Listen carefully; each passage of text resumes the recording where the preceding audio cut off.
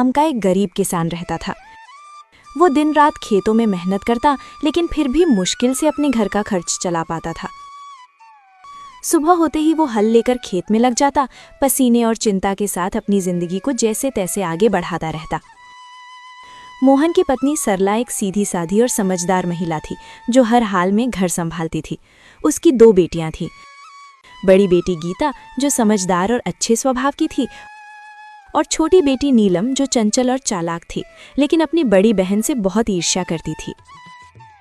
दोपहर का समय था। रसोई में सरला चूल्हे के पास बैठी खाना बना रही थी। गीता उसके पास आकर चुपचाप सब्जी काटने लगी। गीता बेटा, तुम हर काम इतनी लगन से करती हो, सच में तुमसे घर संभल जाता है। माँ, ये तो मेरा फर्ज है। आप इतनी मेहनत करती हैं तो मैं कैसे पीछे रह सकती हूँ। तुम्हारी यही बात मुझे सबसे अच्छी लगती है, शांत स्वभाव और समझदारी। इतना कहते कहते अचानक सरला को ध्यान आता है। अरे, नीलम कहाँ है? सुबह से दिखी ही नहीं। नीलम, ओ नीलम! सरला जोर से आवाज लगाती है। कुछ पल सन्नाटा रहता है, फिर तेज कदमों की आवाज आती है। नीलम गुस्से और चिड़चिड़े अंदाज में रसोई में अंदर आती है। क्या है माँ, इतनी जोर जोर से क्यों बुला रही हैं? मैं कोई खाली नहीं बैठी थी। बात करने का ये तरीका है? मैं बस पूछ रही थी कि तुम कहाँ थी।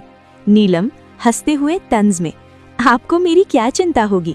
आपको तो बस आपकी आदर्श बेटी गीता की ही फिक्र रहती है। गीता, नीलम ऐसा मत बोलो। नीलम गुस्से में बीच में काटते हुए, आप चुप ही रहो दीदी, हर वक्त अच्छी बनने का नाटक मत किया करो। सबके सामने सीधी साधी बनती हो और सारी तारीफें भी तुम ही ले जाती हो। नीलम, बस करो नीलम, ये जलन तुम्हें गलत रास्ते पर ले जा रही है। हाँ, जलन है मुझे, क्योंकि मुझे हमेशा आप दोनों के बीच में छोटा और बेकार महसूस कराया जाता है।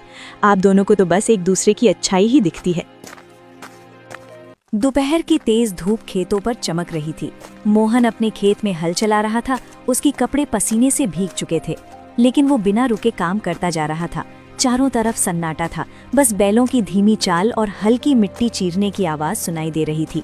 थोड़ी देर बाद मोहन रुका, अपने माथे का पसीना पोंछा और आसमान की ओर देखने लगा। हे भगवान, इस बार तो दया कर देना। हर साल की तरह इस बार भी अगर फसल खराब हो गई ना, तो घर चलाना मुश्किल हो जाएगा।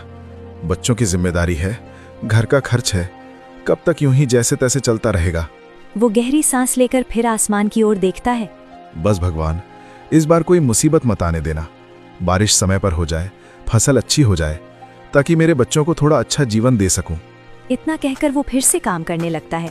तभी दूर से कोई आवाज लगाता है। अरे मोहन! मोहन मुड़कर देखता है। उसका दोस्त रामलाल उसकी तरफ आ रहा होता है। क्या बात है भाई, आज तो बड़े सोच में डूबे हुए लग रहे हो। क्या बताऊं रामलाल, किसान की जिंदगी ही ऐसी है। मेहनत तो पूरी करते हैं, लेकिन सब कुछ ऊपर वाले के हाथ में होता है। बिल्कुल सही कहा तुमने। इस बार तो मौसम भी कुछ ठीक नहीं लग रहा। कभी ज्यादा धूप, कभी अचानक बादल। हाँ, बस यही डर लगा रहता है। अगर समय पर बारिश नहीं हुई तो सारी मेहनत बेकार चली जाएगी। लेकिन मेहनत करने वालों का साथ भगवान जरूर देता है। देखना, इस बार सब अच्छा होगा। थोड़ा माहौल हल्का होता है, फिर रामलाल मुस्कुराते हुए पूछता है।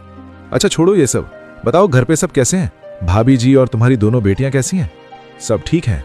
सरला तो हमेशा की तरह घर संभाल रही है, और मेरी बड़ी बेटी गीता, वो तो बहुत समझदार हो गई है।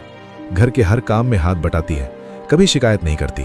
अरे वाह, ये तो बहुत अच्छी बात है। आजकल ऐसी लड़कियां कहाँ मिलती हैं। हाँ, लेकिन छोटी वाली नीलम, उसका स्वभाव थोड़ा अलग है। चंचल है और कभी कभी गुस्सा भी जल्दी आ जाता है। समझाने की कोशिश करता हूं, लेकिन उम्र भी तो ऐसी है। कोई बात नहीं मोहन, धीरे धीरे सब समझ आ जाता है। बच्चे हैं, समय के साथ सीख जाते हैं। बस यही उम्मीद है कि दोनों बेटियां सही रास्ते पर चलें और खुश रहें। बाकी भगवान की मर्जी। दोनों कुछ पल के लिए खेत की तरफ देखते हैं, फसल, मिट्टी और अपने संघर्ष भरे जीवन को। चलो भाई, हिम्मत मत हारना, सब ठीक होगा। हाँ, उम्मीद तो उसी से है। गांव का एक गरीब किसान रहता था। वो दिन रात खेतों में मेहनत करता, लेकिन फिर भी मुश्किल से अपने घर का खर्च चला पाता था। सुबह होते ही वो हल लेकर खेत में लग जाता, पसीने और चिंता के साथ अपनी जिंदगी को जैसे तैसे आगे बढ़ाता रहता।